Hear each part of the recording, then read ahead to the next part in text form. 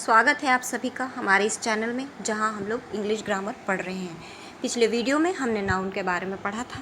अब आगे बढ़ते हैं और पढ़ते हैं प्रोनाउन। प्रोनाउन या सर्वनाम ऐसा शब्द जो नाउन के स्थान पर नाउन के लिए ही आता है, उसे सर्वनाम या प्रोनाउन कहते हैं। A word which is used in place of noun and for noun is called pronoun. Example देखते हैं और समझते हैं। Rohan is an intelligent boy and he lives in Delhi. रोहन एक बुद्धिमान लड़का है और वह दिल्ली में रहता है। यहाँ पर वह या ही शब्द का प्रयोग रोहन के लिए किया गया है, अतः ही जो है ये प्रोनाउन होगा। दूसरा एग्जाम्पल देखें। Sarla is a beautiful girl and she works in my office. यहाँ पर शी जो है ये सरला के लिए ही काम में आया है, यानी कि सी जो है ये प्रोनाउन है। आगे बढ़ते हैं, देखते हैं कितने प्रकार के प्रोनाउन होते हैं। काइंड्स ऑफ प्रोनाउन ये 11 प्रकार के हैं, जिसमें पहला है पर्सनल प्रोनाउन, दूसरा है रिफ्लेक्सिव, तीसरा एम्फेटिक, चौथा demonstrative, fifth interrogative, sixth relative, seventh distributive, eighth reciprocal, ninth indefinite, tenth possessive और 11th एक्सक्लेमेटरी। देखिए इन सब को समझते हैं डिटेल में। पहला है पर्सनल प्रोनाउन। पर्सनल जैसा कि नाम से ही बना हुआ है, पर्सन के लिए काम में आता है। किसी भी व्यक्ति या पर्सन के लिए जो काम में आता है उसको हम बोलते हैं personal pronoun, which indicates any person.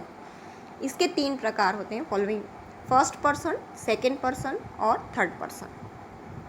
First person वो जो बोलने वाला व्यक्ति अपने लिए काम में लाता है, जैसे I, me, we, us. A speaker used for himself, अपने खुद के लिए, तो वो होता है फर्स्ट पर्सन। सेकेंड पर्सन वो जो बोलने वाला व्यक्ति सामने खड़े हुए सुनने वाले व्यक्ति के लिए काम में लाता है, सेकेंड पर्सन कहलाता है। जैसे कि यू, योर्स या थाई। थाई लिटरेरी इंग्लिश है जिसका अर्थ होता है तुम, यानी सामने वाला।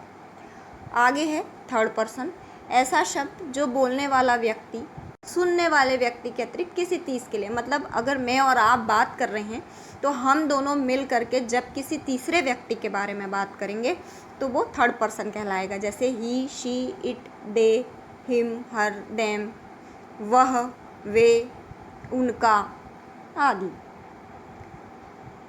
अगला है रिफ्लेक्सिव प्रोनाउन। रिफ्लेक्सिव मतलब निजी या स्वयं। बातचीत की भाषा में हम इसको बोलते हैं खुद या अपने आप। तो ऐसा शब्द जो यूज़ होता है ये रिफ्लेक्सिव प्रोनाउन कहलाता है। इंग्लिश में खुद, स्वयं या अपने आप के लिए सेल्फ यूज़ करते हैं सिंगुलर नंबर के लिए, और सेल्व्स यूज़ करते हैं प्लूरल नंबर के लिए, है ना। तो a pronoun which is use to show the meaning of self, स्वयं, ये रिफ्लेक्सिव प्रोनाउन होता है। इसके लिए आप देख सकते हैं माई सेल्फ यूज़ करते हैं मेरे खुद के लिए, योर सेल्फ यूज़ करते हैं तुम्हारे खुद के लिए, हिम सेल्फ यूज़ करते हैं उसके खुद के लिए या वह स्वयं। और यदि प्लूरल नंबर हो गया अवर सेल्व्स या देम सेल्व्स तो उसके लिए हमारा या उनका, स्वयं का, ऐसा होगा। आगे बढ़ते हैं एम्फेटिक प्रोनाउन। इसको आपको सबसे ज़्यादा समझने की ज़रूरत है। एम्फेटिक प्रोनाउन रिफ्लेक्सिव प्रोनाउन का ही एक रूप है, यानी सब्जेक्ट के तुरंत बाद जब आप किसी रिफ्लेक्सिव प्रोनाउन का प्रयोग करेंगे तो वो एम्फेटिक कहलाने लगता है, क्योंकि सब्जेक्ट के बाद रिफ्लेक्सिव प्रोनाउन का प्रयोग ये दर्शाता है कि आप उस पर जोर डाल रहे हैं, उस नाउन पर या उस सब्जेक्ट पर जोर डाल रहे हैं, इसलिए हम इसे एम्फेटिक प्रोनाउन कर लेते हैं। एग्जाम्पल आप देखें, I myself can do this work, मैं स्वयं यह कार्य कर सकता हूँ, मतलब आप ये जोर डाल रहे हैं कि मैं खुद ही ये कार्य कर लूँगा। You your self should do the job, आपको खुद ही ये काम करना चाहिए, मतलब आप इस बात पर जोर डाल रहे हैं कि आप खुद ही करें, इसलिए ये एम्फेटिक प्रोनाउन कहलाता है। आगे बढ़ते हैं, अगला है डेमोस्ट्रेटिव। डेमोस्ट्रेटिव प्रोनाउन का प्रयोग किसी भी चीज़ की ओर संकेत करने के लिए किया जाता है, विच इंडिकेट्स एनी थिंग और पर्सन। इसके लिए देखें दिस, दीज, दैट और दोज। आप यहाँ देख सकते हैं कि यूज़ लिखा हुआ है, आपको दिस कहाँ पर करना है, दीस कहाँ पर करना है, दैट कहाँ पर करना है और दोस कहाँ पर करना है।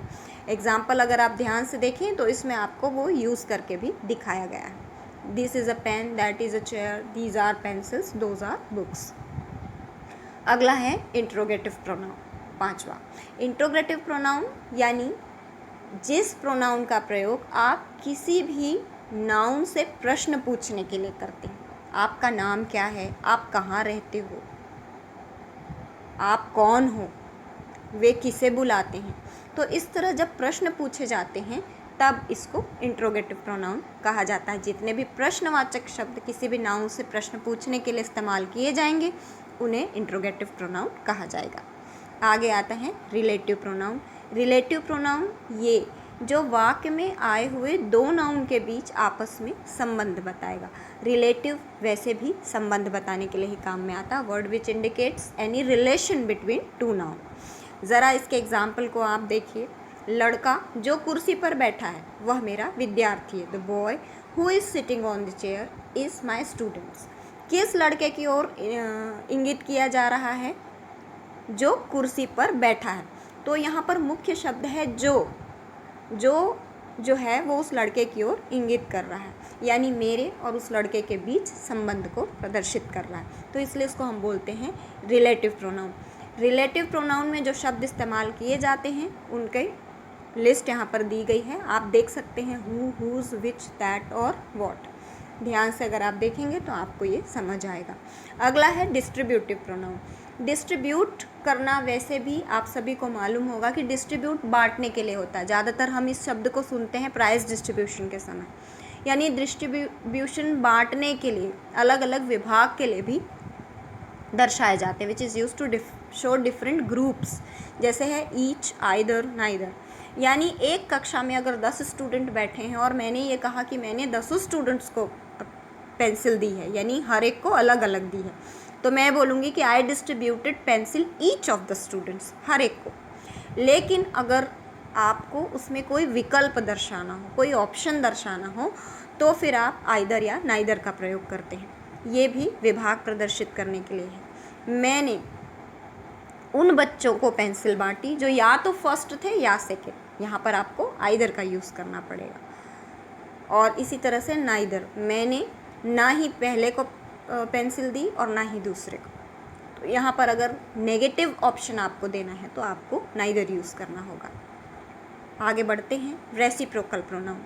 रेसिप्रोकल का अर्थ ही होता है परस्पर या आपस में, यानी एक दूसरे के लिए या आपस में जो भाव व्यक्त करते हैं उसके लिए ईच अदर या वन अनदर, इन दो शब्दों का प्रयोग होता है जो कि रेसिप्रोकल प्रोनाउन कहलाते हैं। आगे बढ़ते हैं। Indefinite pronoun. बातचीत में या भाषा में जब आप किसी भी शब्द का प्रयोग किसी ऐसे नाउन के लिए करते हैं जिनको आप नहीं जानते हैं तो वो इंडेफिनिट प्रोनाउन कहलाता है। Which is use to indicate any uncertain noun. Uncertain, अनिश्चित है, आपको पता नहीं है।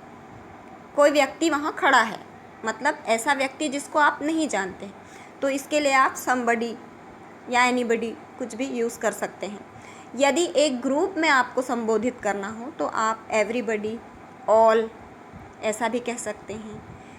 कोई व्यक्ति आया है, इसके लिए हम वन भी यूज़ करते हैं। तो इस तरह ये सारे शब्द जो हैं एवरीबडी, समबडी, नोबडी, एनीबडी जो हैं ये ऐसे व्यक्तियों को इंगित करने के लिए काम में लाते हैं जिनको आप नहीं जानते। अगला है पजेसिव प्रोनाउन। पजेसिव प्रोनाउन मतलब ऐसा प्रोनाउन जो किसी भी नाउन पर अपना अधिकार दर्शाता है। जैसे mine, ours, yours, his, hers, theirs. यानी मेरा। कॉपी किसकी है? मेरी। किताब किसकी है? मेरी। यह घर किसका है? हमारा। तो ये शब्द जो हैं ये घर पर, कॉपी पर, किताब पर मेरा या हमारा हक प्रदर्शित करते हैं, अधिकार प्रदर्शित करते हैं, इसलिए हम इनको पजेसिव प्रोनाउन बोलते हैं। इनको समझना आपको ध्यान से होगा क्योंकि ये एडजेक्टिव में अलग होते हैं। अगला है एक्सक्लेमेटरी प्रोनाउन। एक्सक्लेमेटरी प्रोनाउन यानी मन में अचानक उठने वाले भाव को दर्शाता है, उसको एक्सक्लेमेटरी प्रोनाउन कहते हैं। अरे वाह, वाव, ब्यूटीफुल, लवली, वंडरफुल। अचानक जब आपको किसी चीज़ को देख करके या सुन करके कोई भाव आपके मन में आता है, कोई शब्द आपके मुंह से निकलता है, तो वो एक्सक्लेमेटरी प्रोनाउन कहलाता है। नीचे कुछ प्रश्न दिए गए हैं, इन प्रश्नों को आपको स्वयं से हल करना है। यदि इनको हल करने में आपको कोई भी समस्या आती है तो आप ज़रूर कमेंट करें। अगर ये जानकारी आप आपको पसंद आती है तो वीडियो को लाइक, शेयर एंड सब्सक्राइब करना न भूलें। पास के बेल आइकन को दबाएं जिससे आने वाले सभी वीडियो की नोटिफिकेशंस आपको आसानी से मिल सकें। Thank you for watching. Bye bye.